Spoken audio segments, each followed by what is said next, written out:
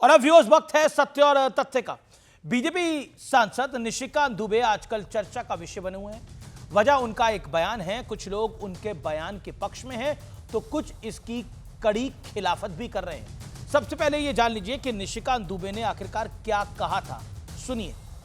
इस देश में धार्मिक युद्ध भड़काने के लिए केवल और केवल सुप्रीम कोर्ट जिम्मेवार है।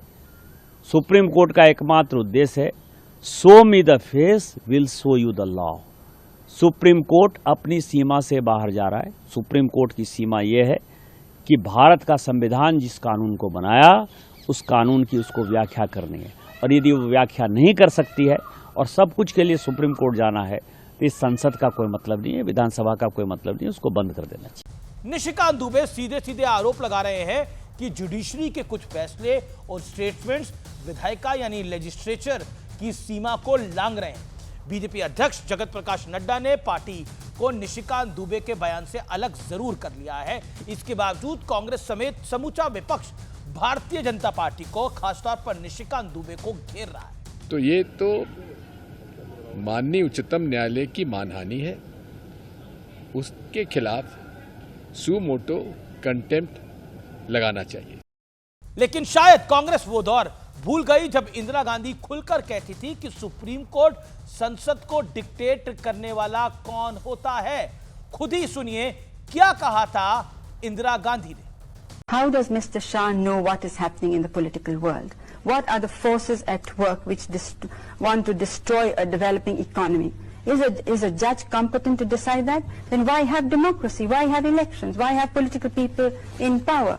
कांग्रेस शायद वो दौर भी भूल गई जब पूर्व सीजेआई रंगनाथ मिश्रा को 1998 में राज्यसभा भेजा गया था।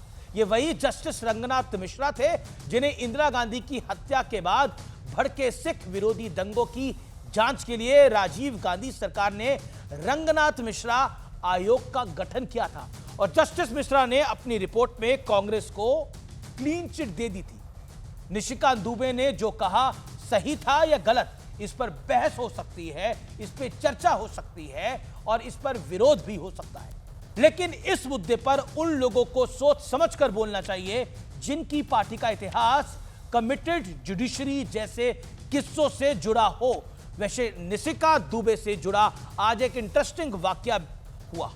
वरिष्ठ वकील विष्णु शंकर जैन पश्चिम बंगाल में राष्ट्रपति शासन लागू करने की मांग को लेकर सुप्रीम कोर्ट पहुंचे थे।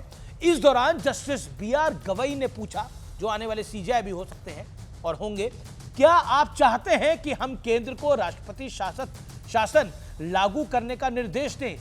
इसके बाद जस्टिस गवई ने कहा कि वैसे भी हम पर कार्यपालिका में अतिक्रमण करने के आरोप लग रहे हैं। लोकतंत्र में न्यायपालिका और विधायिका दो मजबूत स्तंभों की तरह हैं। दोनों के बीच किसी तरह की खींचतान नहीं होनी चाहिए। संविधान में दोनों के दायरे और लक्ष्मण रेखाएं निश्चित की गई हैं।